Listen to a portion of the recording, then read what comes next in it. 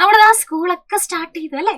അപ്പോൾ നമുക്ക് എന്ത് ചെയ്യണം, ഓരോരോ ചാപ്റ്റേഴ്സും സബ്ജക്റ്റുകളും 1 by 1 ആയിട്ട് പഠിച്ചു തുടങ്ങണം. അപ്പൊ ഇന്നത്തെ വീഡിയോയില് മിസ് പറഞ്ഞു തരാൻ പോകുന്നത് എങ്ങനെയാണ് നമുക്ക് ഇംഗ്ലീഷിന് ഫുൾ മാർക്ക് വാങ്ങിക്കുക, അല്ലെങ്കിൽ ബാക്കിയുള്ള സബ്ജക്റ്റിന് നല്ല മാർക്ക് വാങ്ങാൻ എന്തൊക്കെ കാര്യങ്ങളാണ് ചെയ്യേണ്ടത് എന്നാണ്.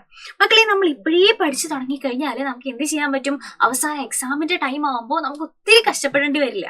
അപ്പൊ ഈ പഠിച്ചു തുടങ്ങണമെങ്കിൽ, അല്ലെങ്കിൽ ക്ലാസ്സിൽ ഫസ്റ്റ് ആവണം, ഫുൾ മാർക്ക് വേണം എന്നുണ്ടെങ്കിൽ കുറച്ച് കാര്യങ്ങൾ നമ്മൾ ശ്രദ്ധിച്ചേ പറ്റുള്ളൂ. എന്തൊക്കെയാണ് തന്നല്ലേ, നമ്മൾ എപ്പോഴാണോ പഠിക്കുന്നത് ആ പഠിക്കുന്ന സമയങ്ങളിലെല്ലാം നമ്മൾ ഒത്തിരി ഡിസ്ട്രാക്ഷൻസോ അല്ലെങ്കിൽ ശല്യങ്ങളോ ഒന്നും ഇല്ലാതെ ഒരു വൃത്തിയുള്ള സ്ഥലത്തിരുന്ന് പഠിക്കാൻ നമ്മൾ ശ്രദ്ധിക്കുക. അപ്പൊ നമുക്ക് പഠിക്കാനായിട്ട് ചില മക്കൾക്ക് സ്റ്റഡി റൂം ഉണ്ടാവും, ചിലർക്ക് അത് ഉണ്ടാവില്ല അല്ലെ. അപ്പോൾ ഉണ്ടെങ്കിലും ഇല്ലെങ്കിലും നമ്മൾ എവിടെ നിന്നാണോ പഠിക്കുന്നത് ആ സ്ഥലം ഒത്തിരി സൗണ്ടും അല്ലെങ്കിൽ ഒത്തിരി പ്രശ്നങ്ങളും ഒന്നും ഇല്ലാണ്ട് നമുക്ക് സമാധാനത്തിലും വൃത്തിയോടുകൂടി പഠിക്കുന്ന ഒരു സ്ഥലം നിങ്ങൾ എന്ത് ചെയ്യുക, എപ്പോഴും തിരഞ്ഞെടുക്കുക. മാത്രമല്ല, ഇനി നമ്മൾ പഠിക്കാൻ നേരത്ത് എപ്പോഴും നമ്മൾ യൂസ് ചെയ്യേണ്ട അല്ലെങ്കിൽ അറിഞ്ഞിരിക്കേണ്ട ഒരു കാര്യമാണ് സ്പേസിംഗ് എഫക്ട്. സ്പേസിംഗ് എഫക്ട് എന്ന് പറഞ്ഞാൽ എന്താണ്, നമ്മളിതാ ഈ ഒരു വലിയ ചാക്കരി ഒന്നിച്ചെടുത്ത് പൊക്കിക്കൊണ്ട് പോവാൻ നമ്മളോട് പറഞ്ഞാൽ നമുക്ക് പറ്റില്ല അല്ലെ.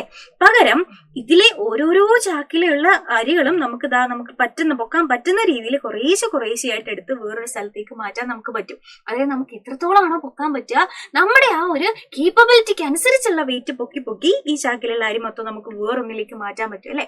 അപ്പൊ ഒന്നിച്ചെടുത്ത് വേറൊന്നിലേക്ക് മാറ്റാൻ പറ്റാത്തപ്പോ നമ്മൾ എന്താ ചെയ്തത്, കുറേശ്ശെയായിട്ട് എടുത്ത് മാറ്റി. ഇതുപോലെ തന്നെയല്ലേ പഠിക്കുന്ന കാര്യവും, നമ്മൾ എല്ലാ കാര്യങ്ങളും ഒന്നിച്ച് എക്സാമിന്റെ തലേന്ന് പഠിക്കാൻ നമുക്ക് പറ്റില്ല അല്ലെ. മാത്രമല്ല, നമുക്ക് പഠിക്കാനുള്ള കാര്യങ്ങള് ഒറ്റയടിക്കിരുന്ന് പഠിച്ചു തീർക്കാനും നമുക്ക് പറ്റില്ല. പകരം എന്ത് ചെയ്യണം, പഠിക്കുന്ന കാര്യങ്ങൾ കുറേശ്ശെയായിട്ട് പഠിക്കുക. അതായത് പഠിക്കുന്നതിന്റെ ഇടയിൽ നമ്മൾ റെസ്റ്റ് എടുക്കുക, ആവശ്യത്തിന് ഇന്റർവെൽ കൊടുക്കുക, അതിനുശേഷം പിന്നെയും പഠിക്കുക.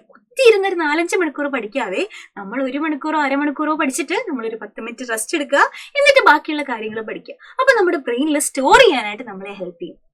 അതാണ് നമ്മുടെ സ്പേസിംഗ് എഫക്ട് എന്ന് പറയുന്നത്. പിന്നെ ശ്രദ്ധിക്കേണ്ട കാര്യം എന്താ, 8 മണിക്കൂർ നമ്മൾ ഉറങ്ങണം. ഉറങ്ങാതെ കുത്തിയിരുന്ന് പഠിച്ചിട്ട് കാര്യമുണ്ടോ, ഇല്ല. അപ്പൊ നിങ്ങളുടെ സൗകര്യം ഏതാണോ അതനുസരിച്ച്, രാത്രിയിലായിരിക്കും ചിലർക്ക് പഠിക്കാനായിട്ട് ഇഷ്ടം, രാവിലെ ആയിരിക്കും ചിലർക്ക് പഠിക്കാനായിട്ട് ഇഷ്ടം അല്ലെ. അപ്പൊ നിങ്ങളുടെ സൗകര്യവും ശീലം ഏതാണോ അതനുസരിച്ച് രാവിലെ ആയാലും രാത്രി ആയാലും നമ്മൾ പഠിക്കുക. 8 മണിക്കൂർ നമ്മൾ എന്ത് ചെയ്യുക, ഉറങ്ങാനായിട്ട് എടുക്കാം. മാത്രമല്ല, നമ്മൾ പഠിക്കുന്ന കാര്യങ്ങൾ നമ്മൾ എപ്പോഴും മറന്നുപോകും അല്ലെ. മറന്നു പോകാതിരിക്കാൻ നമ്മൾ എന്ത് ചെയ്യണടാ, നമ്മളിതാ ഷോർട്ട് നോട്ട് പ്രിപ്പയർ ചെയ്യണം. ഈ ഷോർട്ട് നോട്ട് ഉണ്ടാക്കി കഴിഞ്ഞാൽ നമുക്ക് എന്ത് ചെയ്യാൻ പറ്റും, ഈസി ആയിട്ട് നമുക്ക് ഓർത്തിരിക്കാൻ പറ്റും. മാത്രമല്ല, പഠിക്കുന്ന കാര്യങ്ങൾ ചെറിയ നോട്ടിൽ നമ്മൾ എഴുതി വെച്ച് കഴിഞ്ഞാൽ നമുക്ക് റിവിഷൻ ചെയ്യുന്ന സമയത്ത് നമുക്ക് എന്ത് ചെയ്യാൻ പറ്റും, പെട്ടെന്ന് കളക്ട് ചെയ്യാൻ പറ്റും അല്ലെ.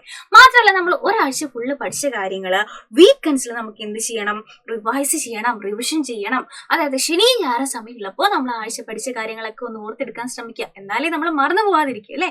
അപ്പൊ ഇത്രയും കാര്യങ്ങൾ ശ്രദ്ധിച്ചു കഴിഞ്ഞാൽ നമുക്ക് എന്ത് ചെയ്യാൻ പറ്റും, നമുക്ക് ക്ലാസ്സിൽ ഫസ്റ്റ് ആവാനും ഫുൾ മാർക്ക് വാങ്ങാനും ഒക്കെ പറ്റും. അപ്പൊ ഇംഗ്ലീഷ് മാത്രമല്ല, എല്ലാ സബ്ജക്റ്റിലും നമുക്ക് എന്ത് ചെയ്യാൻ പറ്റും, ഈ ടെക്നിക്സ് ഒക്കെ അപ്ലൈ ചെയ്യാൻ പറ്റും. അപ്പൊ മിസ്സിന്റെ കുട്ടികൾ എന്ത് ചെയ്യുക, ഇതേപോലെയുള്ള കാര്യങ്ങൾ പഠിക്കുമ്പോൾ ശ്രദ്ധിക്കുക, നിങ്ങളുടെ ഫ്രണ്ട്സിനെ ഷെയർ ചെയ്ത് കൊടുക്കുക കേട്ടോ. അപ്പൊ ഇതുപോലുള്ള വീഡിയോസ് ആയിട്ട് നമുക്ക് ഇനിയും കാണാം. അതുവരെ ബൈ ആൻഡ് ടേക്ക് കെയർ.